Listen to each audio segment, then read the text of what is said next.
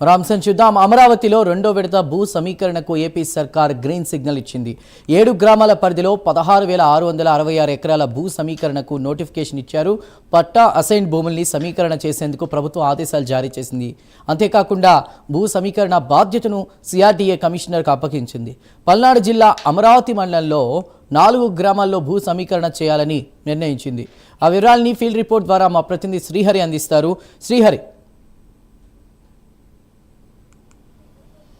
Right Chandu, ఏదైతే కూటమి ప్రభుత్వం 2014-19లో అధికారం చేపట్టిన నాటి నుంచి అయితే ల్యాండ్ పూలింగ్ అనేది అమరావతి రాజధాని కోసం అనేది చేపట్టింది. ఇందులో ప్రధానంగా ఫేజ్ 1 ఏదైతే ఉందో ఈ ఫేజ్ 1 కోసం అయితే అమరావతి రాజధాని పెద్ద ఎత్తున 40,000 ఎకరాలు 60 రోజుల్లో అయితే సేకరించింది. అయితే తర్వాత రాజధాని ఏదైతే వైసీపీ ప్రభుత్వం రావడం, పెద్ద ఎత్తున ఈ రాజధానిలో నిర్మాణాలన్నీ కూడా నిర్వీర్యం అయిపోవడం, వీటన్నిటికీ అభివృద్ధి జరగకపోవడం, పెద్ద ఎత్తున కుంటుపడటం జరిగింది. అయితే దీంట్లో ప్రధానంగా చూసుకున్నట్లయితే ఇప్పుడు ఏదైతే కూటమి ప్రభుత్వం అధికారం చేపట్టిన నాటి నుంచి చూసుకున్నట్లయితే అమరావతి రాజధాని మీద అయితే శరవేగంగా అభివృద్ధి పనులు అయితే జరుగుతున్నాయి. ఈ నేపథ్యంలోనే అమరావతి రాజధానిలో నిర్మాణాలకి మరింత నేల ఏదైతే భూమి ఉందో భూమి కావాలంటూ కూడా ఒక క్యాబినెట్ అయితే ఆమోదం తెలిపింది. ఈ నేపథ్యంలోనే ఫేజ్ 2కి సంబంధించి ఈ క్యాబినెట్ ఆమోదం తెలపడం, దీనికి సంబంధించి ల్యాండ్ పూలింగ్ అనేది 7 గ్రామాల్లో అయితే చేపట్టబోతున్నారు. ఇందులో ప్రధానంగా చూసుకున్నట్లయితే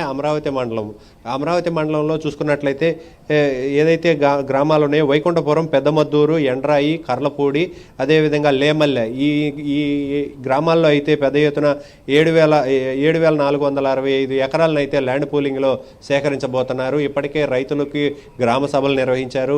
గ్రామాల్లో కూడా రైతులైతే ఆమోదం తెలిపారు. వీటన్నిటికీ సంబంధించి ఒక రికార్డుని అయితే గ్రామ రెవెన్యూ అధికారులు అయితే ఒక రికార్డుని కూడా తయారు చేశారు.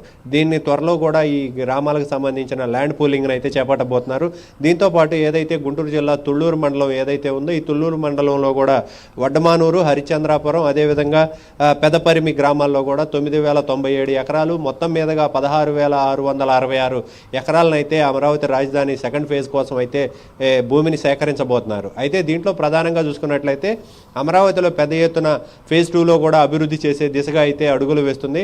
అయితే దీంట్లో కూటమి ప్రభుత్వం ఏదైతే ఇంటర్నేషనల్ ఎయిర్పోర్టుతో పాటు అదేవిధంగా ఒలింపిక్స్ గేమ్స్ కండక్ట్ చేయడానికి ఈ గేమ్స్కి సంబంధించిన స్పోర్ట్స్ సిటీని నిర్మాణం చేపట్టేందుకు, అదేవిధంగా రైల్వే స్టేషన్ అన్ని నగరాలకు కనెక్టివిటీ ఉండేలాగా రైల్వే స్టేషన్తో పాటు మెట్రో ప్రపోజల్ కూడా దీంట్లో పెట్టబోతుంది.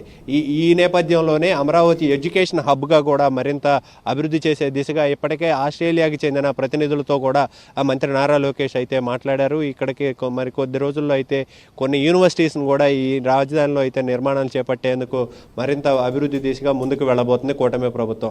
ఈ నేపథ్యంలోనే ఫేజ్ 2 కూడా మరిన్ని అభివృద్ధి చేసే దిశగా ల్యాండ్ పూలింగ్ అయితే సేకరించబోతున్నారు. దీనికి సంబంధించి ఇప్పటికే గ్రామ సభలు నిర్వహించారు. ఈ గ్రామ సభల్లో రైతుల ఆమోదం కూడా పొందిన పరిస్థితి అయితే ఉంది. దీంట్లో అయితే ఫేజ్ 1కి సంబంధించి ఉప ముఖ్యమంత్రి పవన్ కళ్యాణ్ ఇప్పటికే ఒక స్పష్టమైన దిశానిర్దేశం కూడా చేశారు అటు మంత్రులకు, ఇదే విధంగా ఇటు కూటమి ప్రభుత్వానికి. అయితే ఫేజ్ 1లో మరింత అభివృద్ధి చేసి దాని ఏదైతే ఉందో ఆ అభివృద్ధి ఏదైతే ఉందో దానిని రైతుల్లో ఒక అభద్రతా భావం లేకుండా రైతులకు ఉపయోగపడేలాగా, రైతులకు మేలు జరిగేలాగా ఆ ల్యాండ్ పూలింగ్ తీసుకున్న విధానం ఏదైతే ఉందో ఫేజ్ 2లో కూడా అదే విధానాన్ని అవలంబిస్తూ రైతులకు ఎలాంటి సమస్యలు లేకుండా, ఎలాంటి ఇబ్బందులు జరగకుండా ఫేజ్ 2 కూడా సేకరించాలని చెప్పని ఇప్పటికే ఉప ముఖ్యమంత్రి పవన్ కళ్యాణ్ కూడా సూచనలు అయితే చేసిన పరిస్థితి అయితే కనపడుతుంది. చందు, శ్రీహరి, అయితే ఇక్కడ వైసీపీ చేసిన కొన్ని ఆరోపణలు, ఇప్పటివరకు ఎంత భూములు సేకరించారు, దానికి సంబంధించి కూడా ఒక డిస్క్లోజర్ ఉండాలి, ప్రజల్లో ఎంతవరకు నిర్మాణ పనులు పూర్తవుతున్నాయి అనేది కూడా ఉండాలని వాళ్ళు చెప్తున్నటువంటి పరిస్థితి. ఆ దిశగా ఏదన్నా కూటమి ప్రభుత్వం క్లారిటీ ఇచ్చే అవకాశం కనిపిస్తుందా? ఖచ్చితంగా ఏదైతే ఉందో ఇప్పుడు అమరావతి రాజధానికి సంబంధించి ఫేజ్ 1 ఏదైతే ఉందో దీనికి సంబంధించి ఇప్పటికే ఏదైతే బ్యాంకింగ్ సెక్టార్ ఉందో బ్యాంకింగ్ ఇన్స్టిట్యూషన్స్ అన్నీ కూడా ఒకే చోట ఉండాలని చెప్పని బ్యాంకింగ్ ఇన్స్టిట్యూషన్కి సంబంధించి పెద్ద ఇన్స్టిట్యూషన్ హబ్ను కూడా ఇక్కడ ఏర్పాటు చేశారు. ఇటీవలే దానికి శంకుస్థాపనలు జరిగాయి. దాంతోపాటు రాజధానిలో ఏవైతే E1 నుంచి E11 వరకు ఏవైతే హైవే లైన్స్ ఉన్నాయో ఈ రోడ్డు లైన్లు ఈ నిర్మాణాలను కూడా చేపడుతున్న పరిస్థితి అయితే కనపడతా ఉంది. రాజధానిలో ఏవైతే సెక్రటేరియట్కి సంబంధించిన కన్స్ట్రక్షన్స్ ఏవైతే ఉన్నాయో నిర్మాణాలు అవి కూడా జరుగుతున్నాయి. వీటితో పాటు అధికారులకు సంబంధించి అదేవిధంగా ఎమ్మెల్యేలు, ఎంపీలు, మినిస్టర్లు వీళ్ళందరికీ సంబంధించిన క్వార్టర్స్ ఏవైతే ఉన్నాయో వీటితో పాటు జడ్జీలకు సంబంధించిన నివాసాలకు సంబంధించిన నిర్మాణాలు కూడా రాజధానిలో జరుగుతున్న పరిస్థితి.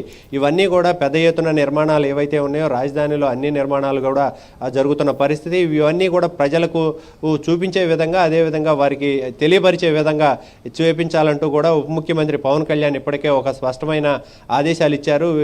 ఈ దిశగానే ల్యాండ్ పూలింగ్, సెకండ్ పూలింగ్ ఏదైతే ఉందో ఆ సెకండ్ పూలింగ్ కూడా జరుగుతున్న పరిస్థితి కనబడుతుంది. చందు. Right, thank you శ్రీహర్.